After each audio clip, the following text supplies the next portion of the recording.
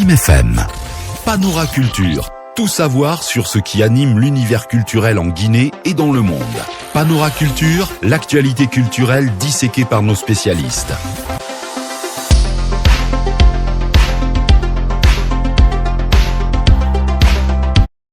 Doulaye. Bonsoir messieurs et dames, vous êtes dans Panora Culture. Ici, nous vous mettons au diapason de l'actualité culturelle à travers deux rubriques. Dans la première est le pot culturel, histoire de vous informer sur l'actualité qui domine la culture dans la journée, mais aussi un débat culturel avec tous les jours un invité de la culture. Ce soir, nous avons comme invité Cheikh Oumar. Il est artiste, chroniqueur et homme de théâtre, également directeur musical du conte spectacle Le Duel du Fouet, pour ne citer que ceci. Nous aurons le plaisir d'échanger avec lui. Merci, bienvenue dans Panora Culture. FIM FM, Panora Culture, le pot culturel. Mpone. Bonjour, comment vas-tu? Ça va bien? Alhamdoulilah, ça va. Et Tigui? Ça va, Ouri? Ça va très bien. Merci. Et puis nous avons qu'une Maïté et puis Orbi. Vous allez bien? Les jumelles. Pourquoi tu me salues à même temps? Ouais, parce que vous êtes des jumelles aujourd'hui. Beaucoup d'infos à partager avec les auditeurs également tous les jours quand il est 16h à Conakry. C'est le retour de Tout Marley. Après un visuel et une session live pour aviser son comeback, Bangali Kamara alias Tout Marley élève d'un niveau de suspense lié à la sortie de son nouveau projet par le canal de la Toile. L'ancien membre du groupe de rap Mifagea balance un extrait du clip Barry Borea dont la sortie avait été annoncée précédemment. Pour tenir en haleine les mélomanes du pays, l'artiste guinéen Tout Marley dévoile le teaser de son nouveau clip intitulé Barry Borea réalisé du côté du Maroc. Malgré ceci, les fans de l'ancienne acolyte de Magica d'Africa devront encore prendre nouveau leur mal en patience car les 24 secondes que dure le teaser ne révèlent pas la date de sortie officielle du projet, une info relayée par nyakrilave.com. Nous sommes impatients. Beyoncé et Jay-Z font honneur à Oumou Sangaré dans Mode Forever. La star américaine Beyoncé continue de promouvoir son projet Black is King, sorti en 2019, sur lequel figurent plusieurs artistes africains en collaboration tels que Yemi Alade, Tiwa Savage, Wizkid, Chatawel ou encore Salatiel. Pour ne citer que cela, cette fois-ci, Beyoncé met en ligne le clip vidéo du morceau Mode Forever en feat avec son époux Jay-Z et Childish Gambino, dans lequel est samplé le hit Jarabi Nene de la diva de la musique malienne. Oumou Sangaré, un bel honneur pour l'emblématique chanteuse de 53 ans qui trône au sommet de 31 années d'une carrière glorieuse. Et puis pour terminer dans le pot culturel, la scène de Chicago est de nouveau endeuillée avec le décès d'Edai, cet rappeur de Chicago. Une nouvelle fois, un rappeur de Chicago perd violemment la vie après FBG, donc, ou plus récemment en KTS Dre. Edai a perdu la vie, j'arrive dans les rues de la ville de l'État de l'Illinois dans la nuit du samedi 31 juillet au dimanche 1er août. Blessé à plusieurs reprises après avoir essuyé des coups de feu, l'artiste a été transféré à l'hôpital universitaire de Chicago où a été prononcé son décès. Le rappeur était connu dans sa ville pour avoir participé à la vague de drill qui avait envahi tout le pays. Proche de Chief Keef avec qui il a posé sur le remix de Gucci, il a publié son premier album Game from Nothing en 2014. Il avait ensuite lancé son propre label Team 600 Entertainment. Tout récemment, il avait sorti son dernier single Beat Rock. Vous êtes dans Panora Culture, bienvenue. FIM FM, Panora Culture, la culture FIM FM. Panora Culture, la culture. Débat culturel, nous avons le plaisir de recevoir Cheikh Oumar. Il est artiste, chroniqueur et homme de théâtre, également directeur musical du conte spectacle Le Duel du Fouet. Bienvenue. Ah, il va pas oser. Mais qu'est-ce qui se passe là? Il est mieux. Il y a coupure. On aura tout vu. Non. Bobo va parler ici. Apparemment, on parle. Tu viens de Cheikh suivre Oumar. le gars de TikTok là, comment il s'appelle?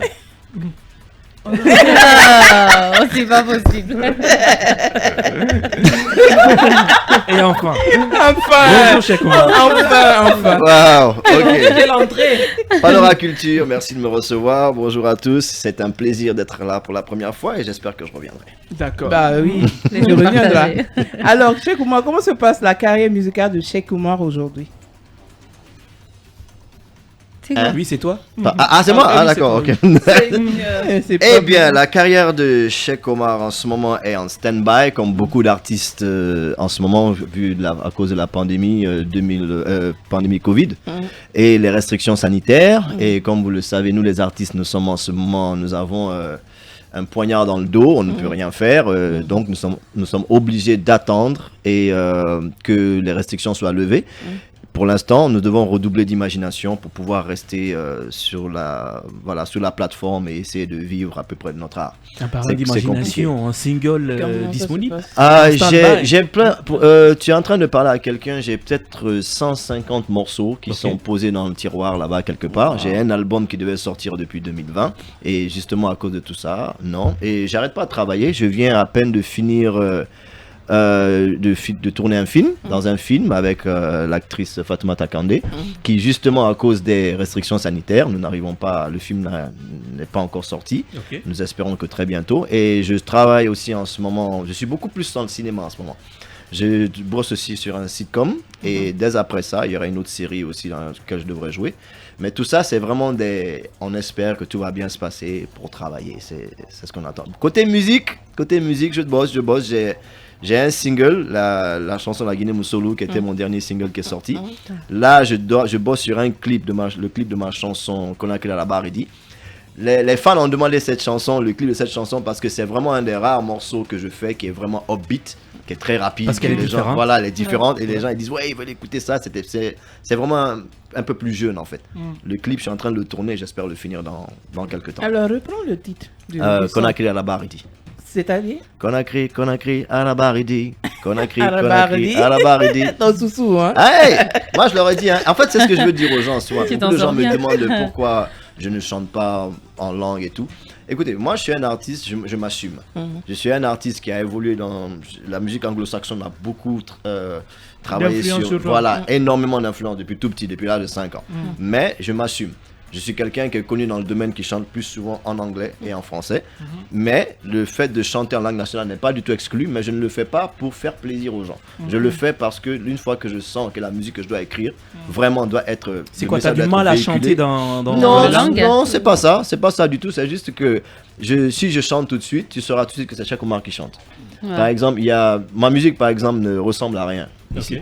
Tu as vu? Certains Non, pensent que c'est vrai. tu Tu as vu, parce qu'il y en a qui pensent que je suis pas guinéen. On m'a souvent dit ça. Et j'aime ce côté différent. Ça veut dire que je reste dans mon registre, je ne bouge pas trop et ça n'a rien à voir avec la langue. c'est Qu'est-ce que juste tu penses des gens qui pensent que tu es moins prolifique et que tu laisses trop d'espace? Bah, je dirais à ces gens-là, en fait, c'est parce que je ne suis pas que dans la musique. Beaucoup de gens pensent que je ne fais que ça. Non, je suis dans énormément de choses. Je suis même dans la restauration. Oui. Je suis aussi cuisinier, je fais beaucoup de choses. Et la raison pour laquelle, c'est parce que je suis un passionné. J'adore ce que je fais et je le fais parce que j'aime ça. Je ne le fais pas pour... il est vrai que vivre de son art est important, mais je ne suis pas un artiste qui doit sortir un single tout le temps pour... C'est pas vraiment moi. C'est pas vraiment moi. Le jour où tu me verras faire ça, c'est que là, je suis en train de travailler sur un album. Là, je bosse sur l'album, je vais le sortir très bientôt et voilà. Mais Cheikh Omar est également l'auteur de l'hymne Capitale mondiale du livre. Comment est-ce que longtemps, tu as ça. été choisi? j'ai pas été choisi en fait. Cette chanson, c'était un cadeau que j'ai chanté moi-même parce que lorsque Conakry a été choisi comme capitale mondiale, moi je me dis on devait supporter cet événement de la meilleure manière qu'on pouvait le faire. Et moi, il y avait un open qui a été lancé par Monsieur Sansi Kaba, genre les artistes aidez-nous, chanter. Et si je me souviens bien, il y a eu des artistes comme Petit Candia qui ont chanté et tout. C'était vraiment un open. Alors moi aussi j'ai dit je vais faire pareil, je vais faire une chanson. Ce qui s'est passé, je devais chanter avec d'autres artistes ici avant de partir. Donc on avait commencé à travailler, mais entre-temps ma mère est tombée malade, je suis parti lui rendre visite en France. Et quand je suis revenu, les personnes là n'ont pas eu la patience de m'attendre en fait. Ils ont décidé de faire la chanson et puis écoute ça va, je sais qu'il n'est pas là et tout. J'ai dit ok. Alors quand je suis revenu, mon manager à l'époque me dit écoute fais ta propre chanson. J'ai dit ok, alors là, pas de pression, rien, j'ai pris mon temps, je suis allé au studio, j'ai écrit, j'ai composé. C'était la première fois qu'une musique urbaine mettait en scène une chorale d'église. Ça n'avait jamais été fait. Ok. J'ai amené 17 différentes voix des églises que j'ai C'était mis en quelle backup. chorale? Oh, il n'y a pas de nom en fait, je les ai choisis. Ça Je fait suis de coach partout. vocal, donc j'ai pas juste pris une chorale, j'ai choisi les gens comme ça, les amener au studio. 17 différentes voix que j'ai mis derrière. Comment ça s'est passé Et- au studio? Difficile. Ok. Parce que c'était pas facile. Même l'ingénieur de son, quand j'ai envoyé les gens, il a dit mais c'est beaucoup de boulot ça. J'ai dit ah grand, on doit avoir grand. La preuve, quand la chanson a été soumise C'est quoi, ça se passe en au live? panel. Vous Ah avez enregistré non, en live? on l'a enregistré pas en live. Pas en quand même. live, ok. C'était programmé et tout parce qu'il n'y a pas vraiment de studio live digne de ce nom. Que moi je sache. Perso, je ne suis pas. Qui peut Mais- enregistrer plusieurs voix en même temps.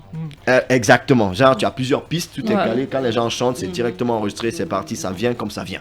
Mais compliqué, là, hein. non, ça a été fait genre, il a fallu que je choisisse les voix. Quand la voix n'est pas bien, j'enlève cette voix, toi, viens, ainsi de suite. C'était un boulot qui m'a pris 1 mois et demi. Donc, tu Donc, penses j'ai que c'est parce beaucoup que su. tu as associé la chorale que ta chanson a été choisie parmi tant d'autres ou bien il y avait autre chose? Honnêtement, C'est la qualité du travail ou qui différencie? Honnêtement, je ne sais pas parce que tout le monde a bien bossé, mais une fois que la chanson a été envoyée au panel, ils ont dit écoutez, et si on choisissait l'hymne? Ok. Ils ont écouté beaucoup de morceaux. Et à ma grande surprise, j'étais même pas là-bas. Tout ce que je sais, c'est que j'ai reçu un appel que quand ils ont entendu ma chanson, l'UNESCO et tout le monde, ça a été unanime. Qu'ils ont écouté, je sais pas, une quinzaine de morceaux. Ils ont dit écoute ça. Ils ont réécouté et réécouté que c'est le morceau que l'on veut. Après, j'ai reçu un appel. Alors, je dirais que j'ai fait un bon boulot et il a été récompensé. C'est la meilleure manière dont je peux. Membre du groupe Moneymakers, parle-nous de ce groupe. Il n'y a rien à dire. Il n'y a personne qui connaît ce groupe. Il y a beaucoup de choses à dire. C'est en hein. 1995 quand même. Ah, waouh, je suis en train de me vieillir comme ça. Moneymakers était la création du tout premier groupe de R&B en Guinée. C'était ma première. J'étais d'abord membre du groupe Woodnix, ensuite membre du groupe Légitime Défense. Après, je suis sorti de tout ça et j'ai découvert que ma vocation c'était plutôt chanter. J'étais dans le rap avant, comme tout le monde. À l'époque, c'était vraiment du rap. Mais j'ai vu que ma vocation c'était plutôt chanter. Et c'est à ce moment-là que j'ai créé le tout premier groupe de R&B en Guinée. D'où beaucoup de gens disent que je suis le précurseur du R&B. en Beaucoup Guinée. ne savent pas que tu étais un membre du groupe Légitime Défense. C'est une histoire que tu ne racontes pas souvent sur les antennes. Ah, je raconte pas souvent parce que j'étais déjà parti avant que l'album Bakouti ne sorte. Ok. Qu'est-ce qui J'ai- s'est passé? j'ai parti- Qu'est-ce qui s'est passé Ouh. chez Coma? On peut l'enlever Non, ici. non, non, non. Il n'est pas le seul. Alors je vais dire en fait qu'on était jeune et stupide. Ok. C'est la meilleure, c'est stupide parce que lorsqu'on est jeune, des fois on a tendance à se laisser prendre par des querelles qui n'ont ni queue ni tête. Et après il y a un qui dit bon moi je peux plus, moi je m'en vais. Ça. On était jeunes, nous étions 5. Il y avait moi, Karim Kabele, Sheikh Shekel, et celui que vous appelez Lyricson et il y avait Ice Kemi. Nous étions jeunes, nous avions quel âge? On était des gamins. Alors des fois quand on se dispute, ah ok c'est bon on s'en va. Mais nous avions déjà commencé à travailler sur les sons de Bakouti. Il y avait certains morceaux comme Djembe Fola, tout ça, qu'on avait déjà commencé à écrire. Mais après moi... Bon, je me suis retiré. L'Erickson est parti, Karim Kabel est parti. C'est comme ça que la petite Loutsa est arrivée. Mais pourquoi tu t'es retiré? Hein? C'est cette raison. On ne s'est pas entendu sur... Bon, écoutez, il y avait une sorte de... Pas d'animosité, nous étions des amis et tout. Mais lorsqu'il y a certaines disputes qui excluent un membre qui, pour toi, est comme ton frère, quand le membre la sort, tu te dis... Ok, s'il sort, moi je suis venu avec lui en fait. Alors moi je me suis dit écoute. C'était l'autre chef? C'était qui? Non, c'était Lyricson. Ok. C'était Lyricson. Parce que moi en fait j'étais ami avec Lyricson depuis l'âge de 8 ans. Et on avait commencé à chanter ensemble. Ensuite, moi j'ai rencontré Kemi parce que Kemi était rappeur et tout. Et moi je faisais de l'imitation. J'imitais les chanteurs, j'imitais Michael Jackson, c'est comme ça que j'ai commencé. J'ai connu Kemi, ensuite j'ai présenté Kemi à Lyricson à l'époque. Ensuite, entre amis, nous avons créé un groupe Woodnix.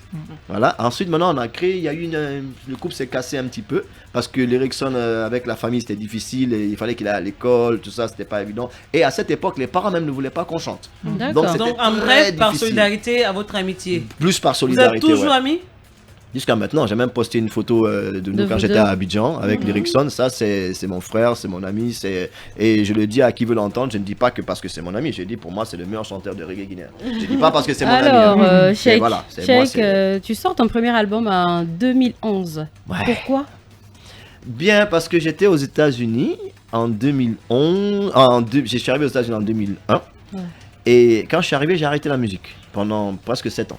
J'ai arrêté la musique parce qu'une fois arrivé chez l'oncle Sam, les choses changent. Tu as des rêves, tu veux être acteur, tu veux être ceci. J'ai bien essayé, hein. Mais quand tu arrives dans le pays de l'oncle Sam, toi tu veux être acteur, il y a 200 millions de personnes devant toi qui viennent, qui veulent le faire aussi. Mais d'abord, dans le pays de l'oncle Sam, quand je suis arrivé 4 jours avant le 11 septembre 2001. Ça a beaucoup changé la vie Ça a des bouleversé. étrangers. Ça a Ouais, beaucoup changé. j'imagine. Toutes les personnes que j'ai trouvées avant ont dit waouh, tu es vraiment tombé dans le mauvais moment. C'était même trouver un boulot, c'est difficile. Même aller à l'école, c'était difficile.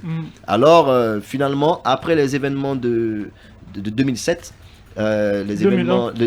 événements, oui, non, c'était en 2011. 2007. c'était- En Guinée en Guinée, Ah, en Guinée. d'accord, C'était en 2007 avec les militaires et la Oui. foule, les manifestations dans la rue et tout. C'est comme ça que j'ai repris le chemin du studio. D'accord. J'ai repris le chemin du studio et je me dis je voulais dénoncer ce qui se passait à cette époque et j'ai sorti un morceau qu'on appelait Frères d'armes, qui était un morceau rap, qui rendait hommage à tous les jeunes rappeurs, tous mes frères rappeurs qui étaient restés ici, mais qui vivaient sous le joug de la crainte, parce que quand ils rappaient, la plupart d'entre eux se faisaient arrêter ou ils fuyaient le pays. Donc j'ai sorti ce morceau qui rendait hommage à tous ceux qui sont tombés le jour-là et à tous ces rappeurs-là.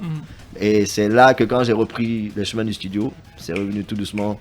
Tout Ok. doucement, j'ai sorti Aujourd'hui, mon tu es premier plus album. actif dans le théâtre, tu es auteur d'une dizaine de pièces. À quel moment tu as embrassé le théâtre? Je ne suis pas auteur, je suis directeur musical. D'accord. C'est quoi la différence? Merci pour la Oh, la précision. différence, c'est que l'auteur, c'est soit la personne qui est la personne qui met en scène ou la personne qui a écrit la pièce de théâtre. D'accord. Moi, je suis auteur, mais je n'ai pas encore mis. J'ai des pièces que j'ai écrites, mais qui ne sont pas encore en scène. Moi, j'ai été amené dans le théâtre par Tanti Fifi Tamsirnian. C'est la première fois que j'ai joué un rôle dans le théâtre. Et mon premier grand rôle du théâtre m'a été offert par Ansman Djessira Kondé. Je suis monté sur scène. Mais mon premier boulot de directeur musical, c'était par Suleiman Changel. Et là, c'était au Récréatral de Ouagadougou en 2012. C'était ma toute première fois de faire la direction musicale. Ma toute première fois, je n'avais jamais rien fait comme ça. Mais quand la pièce de théâtre a été présentée à Ouagadougou, lorsqu'on m'a présenté comme directeur musical, la musique qui se passait là-bas, il y a eu standing ovation. Explique-nous le rôle d'un Exactement. directeur D'un musical.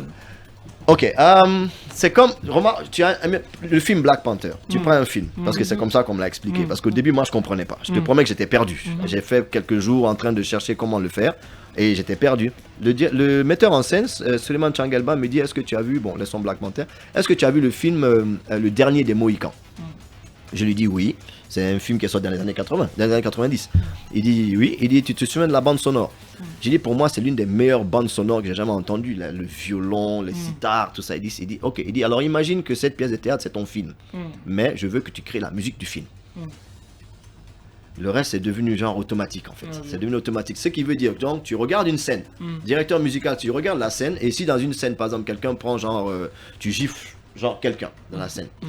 Cette scène imprime quoi? Ça donne quoi? L'émotion, qu'est-ce que tu veux entendre? Parce qu'on sait qu'en ce moment, ni le théâtre ou le cinéma ne va plus sans musique. Il faut qu'il y ait quelque chose qui soutienne. Ouais. Donc tu dois imaginer un son ou une mélodie qui va avec cette scène. Et c'est ça, ton boulot maintenant, c'est au fur et à mesure. Tu as des musiciens avec toi, tu donnes les notes et tout, les gars ils créent.